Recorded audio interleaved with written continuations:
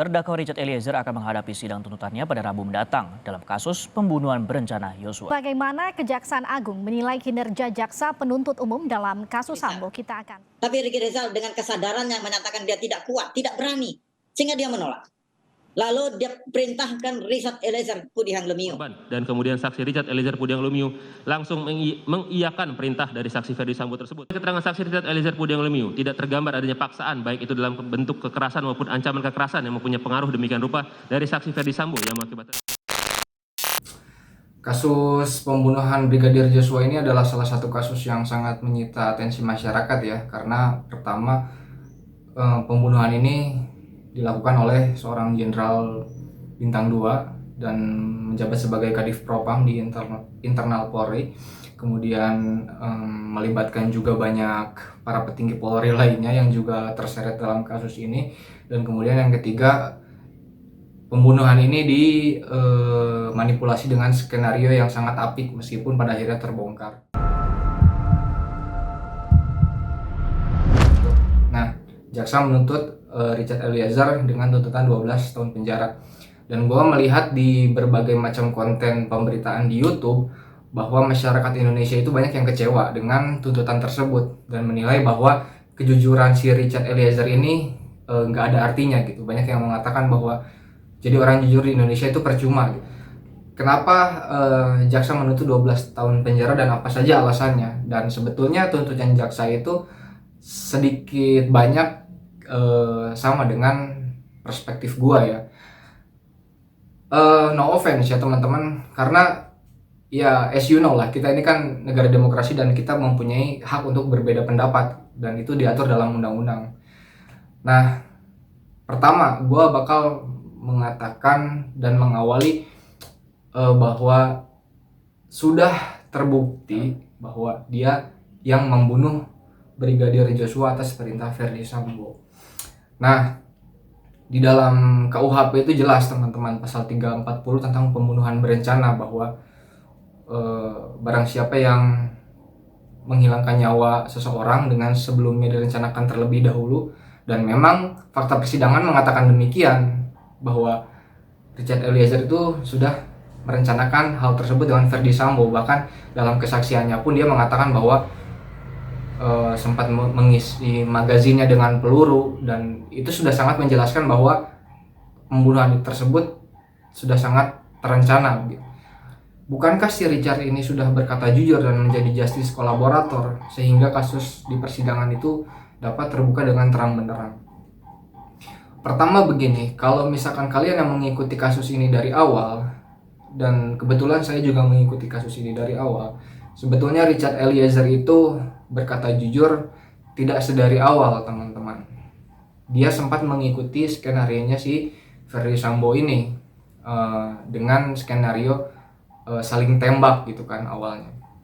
Sampai pada akhirnya ditemukan banyak kejanggalan oleh media-media di Indonesia dan itu diberitakan, kemudian mendapatkan atensi luar biasa dari masyarakat, dan masyarakat menilai bahwa kasus tersebut sangat banyak kejanggalan sampai akhirnya Presiden menanggapi hal tersebut dan memerintahkan kepada Kapolri untuk mengungkap kasus tersebut secara transparan dan sejujur-jujurnya tanpa ada hal yang ditutup-tutupi sama sekali. Nah, kemudian pada saat itu Kapolri kan mencopot si FS ini dari jabatan Kadif Propamnya. Lah, setelah itu baru si Baradae ini mau bercerita jujur dan mengungkapkan fakta yang sebenarnya. Bagi saya sendiri, saya melihat sebetulnya di sini dia mencari opportunity yang paling realistis buat dia. Karena kenapa dia mau mengikuti skenario Ferdi Sambo? Karena sebelumnya Ferdi Sambo menjanjikan bahwa dia akan menjamin keselamatan si Baradae ini. Sampai pada akhirnya si FS ini dicopot dari jabatannya Kadif Propam, maka segera si Baradae ini mengetahui dan memahami bahwa situasinya sudah tidak ada lagi yang bisa menguntungkan dia, karena secara dia udah nggak punya backingan lagi dan tidak ada yang bisa menjamin keselamatannya, dan terlebih lagi dia masih muda dan dia mempunyai prospek karir yang sebetulnya masih panjang. Maka kejujuran itu buat saya adalah he has no choice anymore guys. Dia nggak punya alasan lagi untuk tidak berkata jujur gitu, karena pasti penasehat hukumnya pun mengatakan bahwa udah jujur aja gitu. Karena di KUHP juga memberi kesaksian palsu itu ancaman pidananya 7 tahun, dan kalau misalkan dia terbukti berbohong, udah membunuh kemudian berbohong, maka dia juga pasti diberitahu oleh penasehat hukumnya nanti di persidangan kalau kamu ketahuan berbohong, tidak ada hal yang dapat meringankan kamu gitu. Dan maka saya menilai sebetulnya kejujuran ini tidak muncul dari inisiatif dia sedari awal, karena dia mulai berkata jujur itu dan mau menulis ketika penyidiknya adalah tim gabungan independen khusus yang dibuat oleh Kapolri, bukan lagi penyidiknya tim dari Polres Jakarta Selatan yang sudah banyak diintervensi oleh Ferdy Sambo ini. Nah, kemudian terhadap jawaban orang-orang yang menanyakan, loh Bang, bukankah si Richard Eliezer ini hanya melaksanakan perintah atasan? Bukankah dalam internal institusi yang sejatinya memiliki doktrin yang sangat kuat untuk mengikuti perintah atasan seperti TNI dan Polri, kita wajib hukumnya mengikuti perintah atasan? Sebetulnya enggak juga teman-teman, bahkan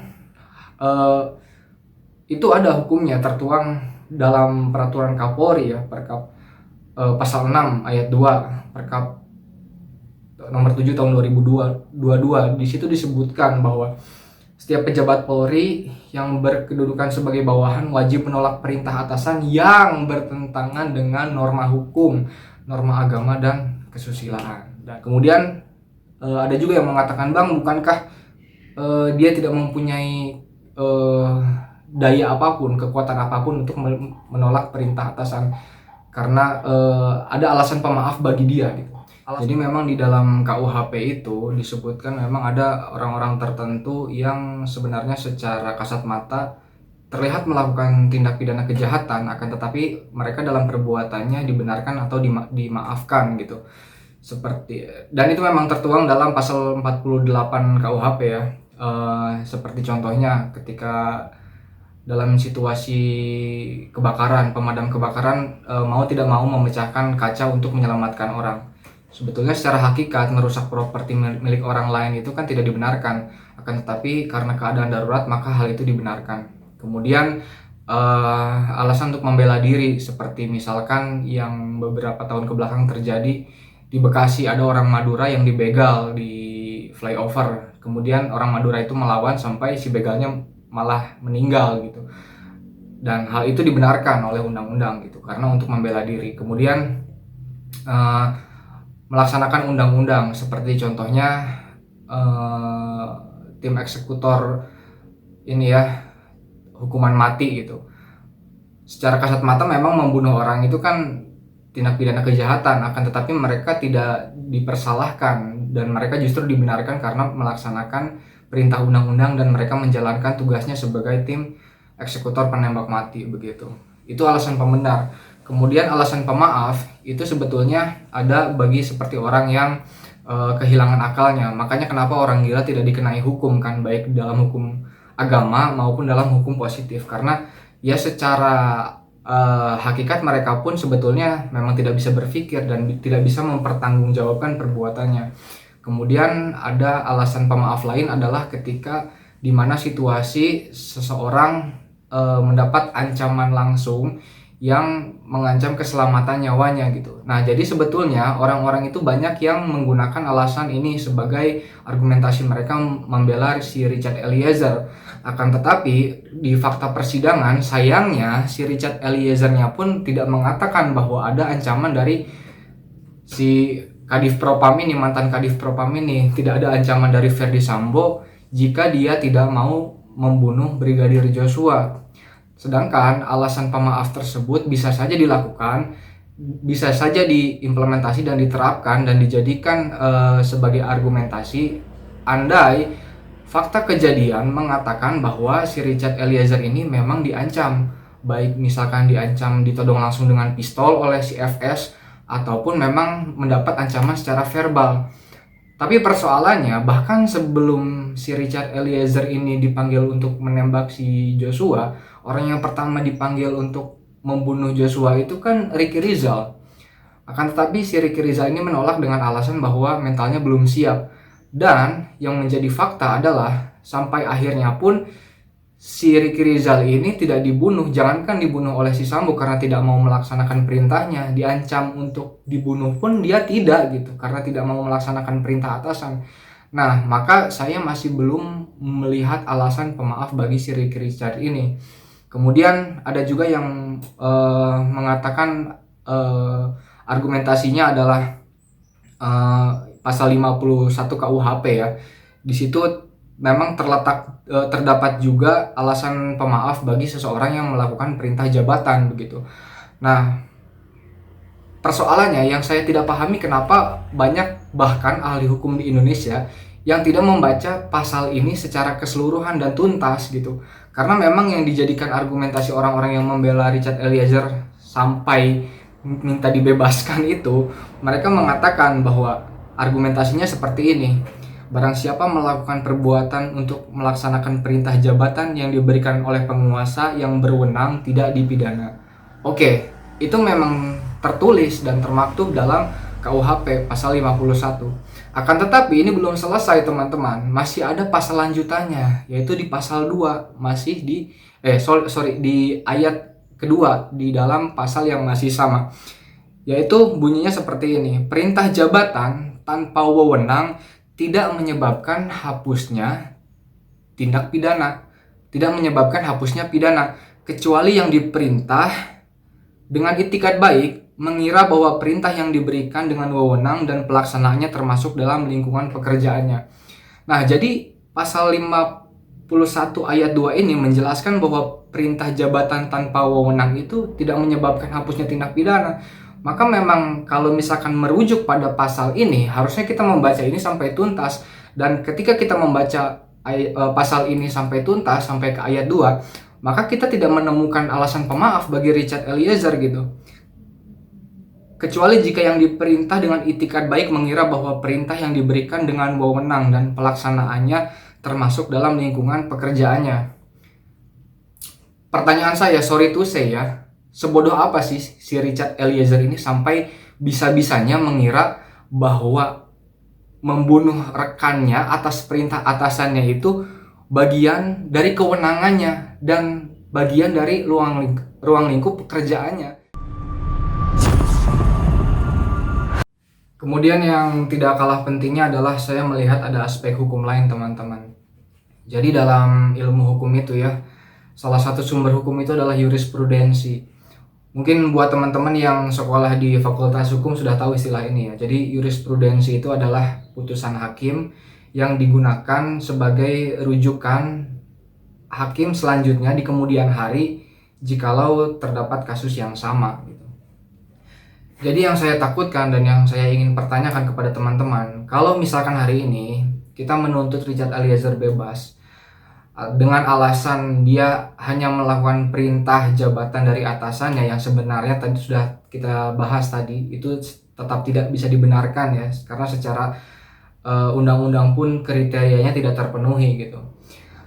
Mau sampai kapan institusi kita membenarkan tindak pidana kejahatan karena perintah atasan begitu?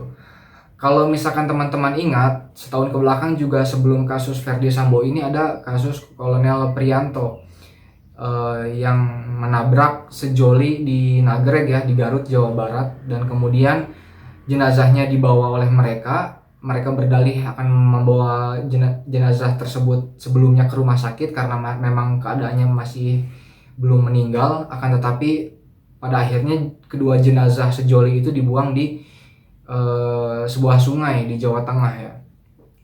Dan pada kasus itu dalam penyidikan anak buahnya itu sebenarnya menyatakan bahwa saya sudah menyatakan kepada si Kolonel Prianto ini, kepada atasannya, bahwa dia tidak ingin melakukan hal tersebut, tetapi dia malah dimarahi gitu oleh atasannya, dibilang kamu jangan cengeng karena kamu itu tentara gitu.